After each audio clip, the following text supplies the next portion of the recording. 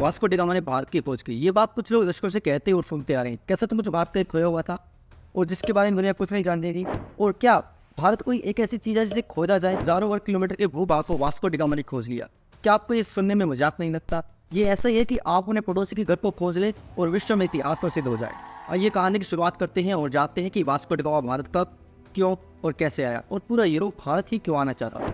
आज आपके सारे डाउट इस वीडियो में क्लियर हो जाएंगे, इसलिए आप इस वीडियो को शुरू से अंत तक जरूर देखें। हमारी कहानी की शुरुआत होती है साल 1453 ईस्वी से, जब टर्की ने कॉन्स्टेंटिनोपल नामक स्थान पर कब्जा कर लिया। ये वो स्थान था जो यूरोप को एशिया से जोड़ता था। एक्चुअली में हजारों वर्षों तक भारत के पश्चिमी देशों के साथ अच्छे व्यापारिक संबंध थे, लेकिन ये व्यापार सिर्फ और सिर्फ जमीन के रास्ते होता था। लेकिन 1453 ईस्वी में टर्की ने यूरोपीय व्यापारियों के लिए रास्ता बंद कर दिया और पूरा यूरोप भारत के लिए एक अलग रास्ता खोजना चाहता था, क्योंकि भारत से आने वाले सामानों की यूरोप में बहुत मांग थी, विशेषकर उसमें भी मसालों की मांग अधिक थी। भारत के साथ होने वाला अधिकांश व्यापार या तो भूमि मार्ग से या फिर अरब व्यापारियों के माध्यम से होता था, जो भारतीय मसालों को यूरोप में बहुत महंगी कीमत पर बेचते। जैसा कि मैंने आपको बताया, टर्की ने यूरोपीय व्यापारियों के लिए रास्ता बंद कर दिया।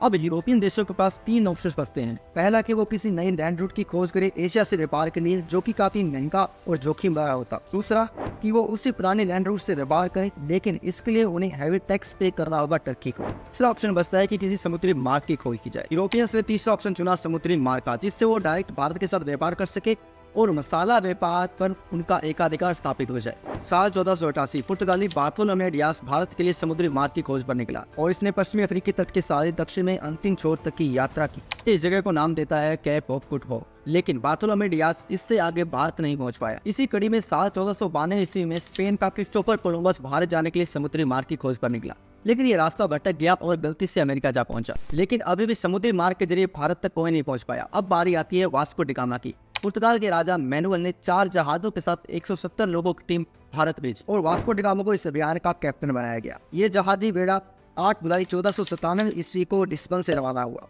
वास्को डी गामा अफ्रीका महाद्वीप के दक्षिण में स्थित केप ऑफ गुड होप को पार करने के बाद कई स्थानों पर रुका, लेकिन उसका वहां स्वागत की बजाय विरोध किया गया। उस स्थानीय लोगों ने उसे जगह छोड़ने के लिए मजबूर कर दिया। इन सबसे रात वास्को डी गामा ने उन पर तोपें चलाई और फाइनली वो केन्या में मालिंदी नामक स्थान पर रुका। यहाँ इसकी मुलाकात एक भारतीय नाविक से हुई, जिसने वास्को डी गामा की मदद की, भारत के दिशा निर्देश और भारत के मानसून की कठिनाइयों के बारे में भी उसी बताया। 20 मई 1498 भारतीय नाविक की मदद से वास्को डी गामा केरल के कालीगढ़ नामक स्थान पर पहुंचा। वहाँ के राजा जमोरी ने उसका अच्छे से स्वागत किया, लेकिन वास्को डी गामा राजा के लिए जो गिफ्ट लाया था उससे राजा बहुत नाराज हुए, क्योंकि वास्को डी गामा गिफ्ट्स में कपड़े, चीनी, तेल और कुछ बेसिक सी चीजें लाया था। भारतीयों को लग रहा था कि कोई विदेशी आया है तो उनके लिए सोना चांदी गिफ्ट्स में लाया होगा।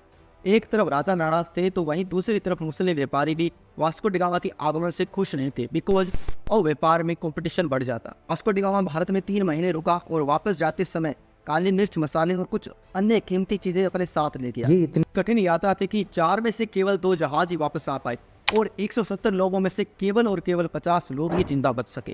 वास्को डी गामा का पुर्तगाल में एक हीरो की तरह स्वागत किया गया और उसे राजा द्वारा डोम की उपाधि से सम्मानित किया गया, बिकॉज वास्को डी गामा ने यूरोप से भारत तक एक समुद्री मार्ग की खोज कर ली थी।